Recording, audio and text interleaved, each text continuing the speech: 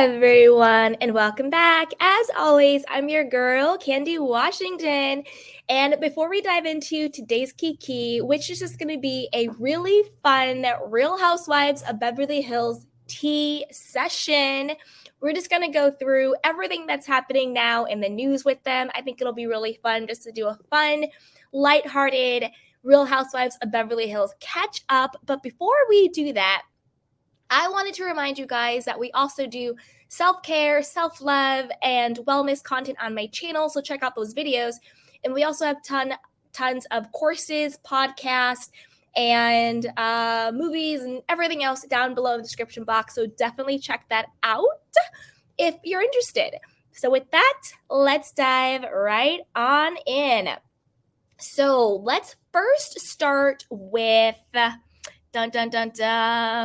Okay, let's first start with Kyle Richards defending Gwen Stefani's racist and tone-deaf "I'm Japanese" claims.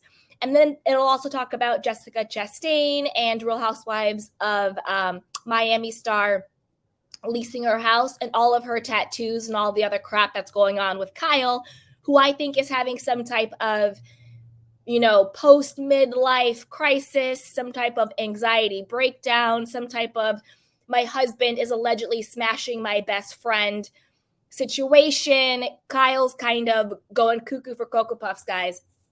But let's dive in. So this is according to Reality Blurb. It says, Kyle Richards defended Gwen Stefani in the comment section of an Instagram post after seeing that the No Doubt singer and sometimes coach of The Voice had caught backlash for telling Allure magazine she's, quote, Japanese.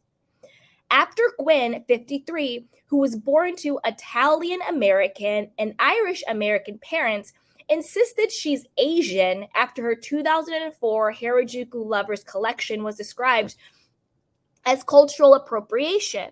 The Real Housewives of Beverly Hills cast member reacted to the many who were quote, offended by the claim.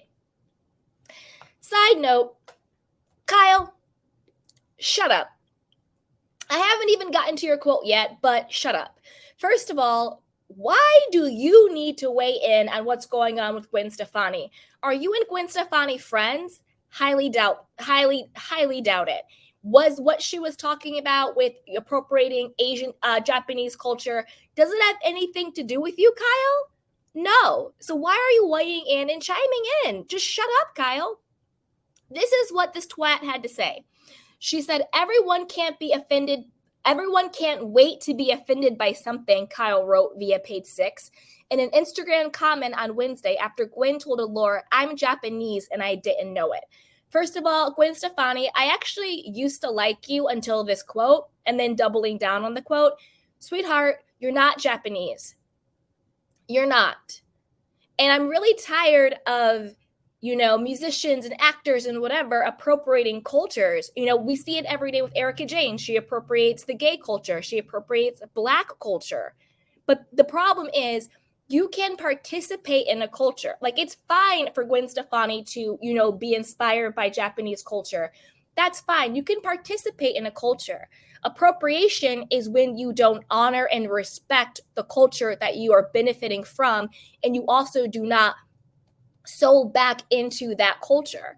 Like, did she donate to any Japanese charities or anything like that? Does she respect the Japanese women, or does she just appropriate their culture for clout and gain? Miley Cyrus did that. She appropriated Black culture. She got what she wanted, and then she went back to being a country weirdo, whatever the hell she's doing over there.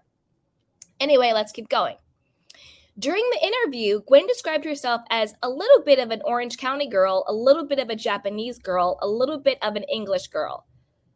Gwen, shut up. Before her rep attempted to come to her defense, first telling the publication the journalist misunderstood and later refusing to say anything on record. Right. Sorry. You didn't want to say anything on record because you knew your client was messing up. I'm sorry, but saying I'm Japanese, girl, bye.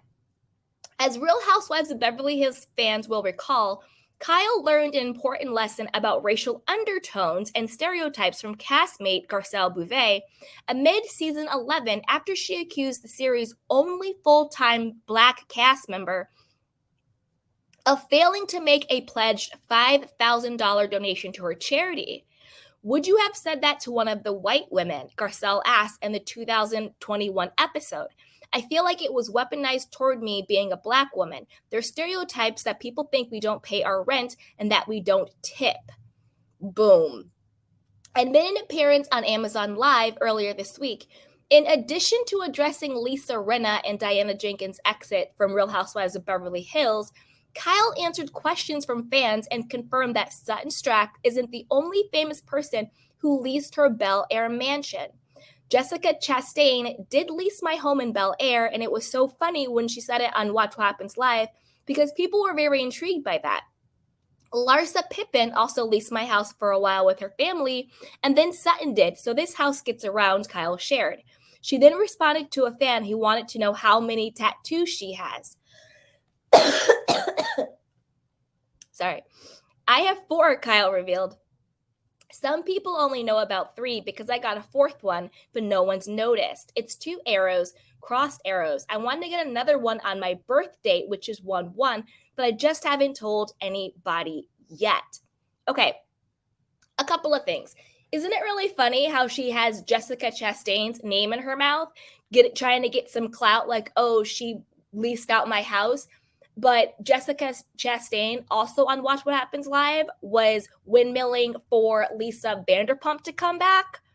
Girl, Kyle, even your own tenants don't like you. Even your own tenants are gunning for LVP. Kyle, just stop with the mess. Kyle did end up getting the other tattoo, and I'll show it to you guys in a second, okay? Okay, but let's keep going. As for the possibility of participating in the 2nd season of the Real Housewives Ultimate Girls Trip, Kyle, who initially appeared in season 1, said she doesn't know if she'd be open to the idea because the hours were insane. Also during the appearance, Kyle responded to the success of husband Mauricio's new show, Buying Beverly Hills, and addressed a possible season 2. Listen, girl, stop lying. I don't think Buying Beverly Hills was a success. There was boycotts for it. Who watched it? It was boring as hell. It was honestly, it wouldn't have been so bad if it was on like MTV or like Nickelodeon, because their daughter Alexia, allegedly this chick is 26 years old, but she acted like she was 15. Like when you talk about Arrested Development, it's real. This girl is like 4 years from 30, and I really, really thought she was like a 15-year-old. Like, it was bad. And that was not, and the show I don't think was a, quote, success. And Netflix wasn't even marketing it. The only places that was marketing Buying Beverly Hills was the same exact places that was marketing Real Housewives of Beverly Hills. It was only on E! News, which is owned by NBC. And it was only on like Reality Blurb and Us Weekly and stuff like that. And every time that they would talk about it, the only thing they talked about was Kathy Hilton and Kyle and the girls from Beverly Hills. A success and a possible season 2 hasn't been greenlit yet. Girl, bye. Dun, dun, dun, dun. She goes, I'm really happy that people love the show because that was very scary for me. I was not into the idea of my girls doing a reality show with all the stuff that I go through, but they really came through shining, she stated. You could see they're smart and they're together and they're good girls. Thank God. Then again, that's season 1. You never know what could happen in season 2. Kyle, shut up. Kyle, just shut up. Just shut all the way up. And this is the thing. Kyle's eldest daughter, Farrah, she seems to me to be really smart. And I predict she's going to break away from the agency and start her own real estate company, which I think she should do. Because she also let it be known on the show that her commission wasn't the normal real estate commission rates that she should have been getting. And that she felt that the agency, aka Mauricio, was kind of skimming off of the commissions that she was supposed to get. And other agents said that too. So I don't know. I think she might, start her own stuff. But that was Kyle Richards defending Gwen Stefani's racist claim, saying that she's, quote, Japanese.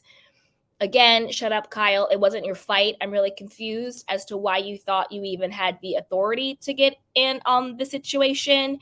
But that was her. That was her. All right, you guys. So now let's move on to, because we're going to do just like a bunch of fun